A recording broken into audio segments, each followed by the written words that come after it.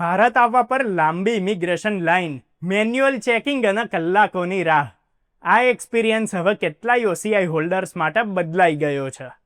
Government of ઇન્ડિયાએ fast track immigration trusted traveller programme એટલે કે FTI TTP શરૂ કર્યું છે, જેનાથી એલિજિબલ ઇન્ડિયન અને ઓસીઆઈ કાર્ડ હોલ્ડર્સને એરપોર્ટ પર લગભગ 30 જ સેકન્ડમાં ક્લિયરન્સ મળી શકે છે. તો આપણે જોઈશું કે FTI TTP શું છે, કોણ એના માટે એપ્લાય કરી શકે છે, આખી પ્રોસેસ કેવી રીતે કામ કરે છે, એરપોર્ટ પર એક્ઝેક્ટલી શું કરવાનું હોય છે અને એલિજિબિલિટી રૂલ શું છે. તો સૌથી પહેલાં FTI TTPનો બેઝિક મિનિંગ સમજી લઈએ. તો આ પ્રોગ્રામ ઇમિગ્રેશન પ્રોસેસને સ્પીડી, ઇઝી અને સિક્યોર બનાવવા માટે શરૂ કરવામાં આવ્યો છે. પહેલાં OCI કાર્ડ હોલ્ડર્સે પણ રેગ્યુલર ઇમિગ્રેશન કાઉન્ટર પર જવું પડતું હતું, જ્યાં મેન્યુઅલ વેરિફિકેશન થતું હતું. હવે enrol travellers gates through automated clearance લઈ શકે છે. એનાથી ટાઈમ બચે છે અને એરપોર્ટ એક્સપિરિયન્સ બહુ સ્મૂથ પણ થઈ જાય છે. હવે વાત કરીએ આપણે એની એલિજિબિલિટીની. તો આ પ્રોગ્રામ ઇન્ડિયન સિટીઝન્સ અને OCI કાર્ડ હોલ્ડર્સ બંનેના માટે છે. એપ્લાય કરતા પહેલાં જરૂરી છે કે પાસપોર્ટ કમસે કમ 6 મહિના માટે વેલિડ હોવો જોઈએ. જો એપ્લિકન્ટની પાસે ECR એટલે કે ઇમિગ્રેશન ચેક રિક્વાયર્ડ પાસપોર્ટ છે, તો એ આ પ્રોગ્રામ માટે એલિજિબલ નથી હોતા. આ એક ક્લિયર રૂલ છે કે ભાઈ જેને નજરઅંદાજ ના કરી શકાય. હવે વાત કરીએ એપ્લિકેશનની, તે કમ્પ્લીટલી ઓનલાઈન જ હોય છે. એપ્લિકન્ટે FTI TTP પોર્ટલ પર રજિસ્ટર થવાનું હોય છે. રજિસ્ટ્રેશન દરમિયાન મોબાઈલ OTP અને email verification through identity authenticate કરવામાં આવે છે. ફોર્મમાં પર્સનલ ડિટેલ્સ ભરવાની હોય છે અને રિક્વાયર્ડ ડોક્યુમેન્ટ્સ અપલોડ કરવા પણ જરૂરી હોય છે. ઓનલાઈન સબમિશન પછી એલિજિબિલિટી ચેક પણ કરવામાં આવે છે. નેક્સ્ટ સ્ટેપ બાયોમેટ્રિક્સનું હોય છે. તો એલિજિબલ હોવા પર એપ્લિકન્ટે ફિંગરપ્રિન્ટ અને ફેશિયલ ઇમેજ બંને આપવું બહુ જરૂરી હોય છે. બાયોમેટ્રિક્સ એનરોલમેન્ટ બે રીતે થઈ શકે છે.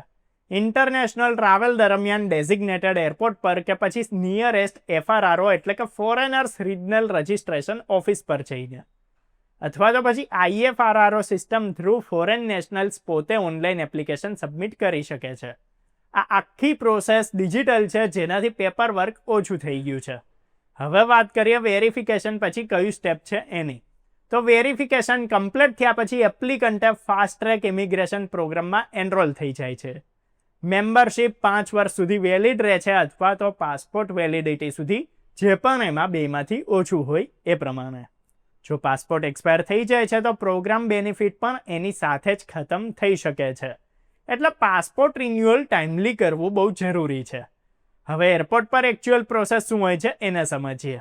તો રજિસ્ટર્ડ પેસેન્જરને એરલાઇન્સથી મળેલો બોર્ડિંગ પાસ ગેટ પર સ્કેન કરવાનો હોય છે. એની પછી પાસપોર્ટ સ્કેન જે થઈ જાય એને સિસ્ટમ બાયોમેટ્રિક ડેટા મેચ કરતો હોય છે. જો ઓથેન્ટિકેશન સક્સેસફુલ થાય છે તો ગેટ ઓટોમેટિકલી ઓપન થઈ જાય છે અને એની પછી ઇમિગ્રેશન ક્લિયરન્સ ગ્રાન્ટેડ મનાય છે. કોઈ ઓફિસર જોડેથી મેન્યુઅલ સ્ટેમ્પિંગની કોઈ પણ જરૂર નથી પડતી, જ્યાં સુધી કોઈ એક્સેપ્શનલ કેસ ના હોય. હવે આ સુવિધા અત્યારે 13 એરપોર્ટ્સ પર અવેલેબલ છે, જેમાં દિલ્હી, મુંબઈ, અમદાવાદ, કોલકાતા, ચેન્નઈ, બેંગ્લોર, હૈદરાબાદ, કોચીન, લખનઉ, અમૃતસર, કાલિકટ, તિરુવનંતપુરમ અને ટ્રીચી ઇન્ક્લુડ છે. આગળ એને 21 મેજર એરપોર્ટ સુધી એક્સપાન્ડ કરવાની પણ પ્લાનિંગ છે. હવે ફ્રિકવન્ટ ટ્રાવેલર્સ માટે આ બહુ વધારે જ હેલ્પફુલ રહી જવાનું છે.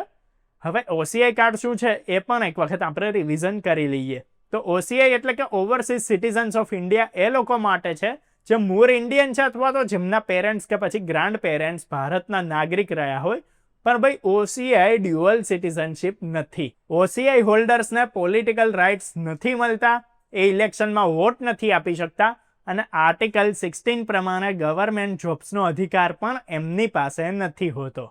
એટલે OCI કાર્ડને ઇન્ડિયન સિટીઝનશિપ સમજવી એકદમ ખોટી છે. લીગલ એંગલથી જોઈએ તો FTI TTP એક સુવિધા છે, રાઇટ નથી. ગવર્મેન્ટ સિક્યોરિટી ચેક પછી જ એનરોલમેન્ટ આપે છે. જો કોઈ એપ્લિકન્ટનો રેકોર્ડ સસ્પિશિયસ મળે છે તો એપ્રુવલ રોકવામાં આવી શકે છે. એટલે એક્યુરેટ ઇન્ફોર્મેશન આપવી બહુ જરૂરી હોય છે. ખોટી જાણકારી આપવા પર ફ્યુચર ટ્રાવેલ પર અસર પડી શકે છે. તો ઇન્ડિયન ઓરિજિન ટ્રાવેલર્સે એ પણ સમજવું જોઈએ કે OCI કાર્ડ અને વેલિડ પાસપોર્ટ બંનેને સાથે રાખવું બહુ જરૂરી હોય છે.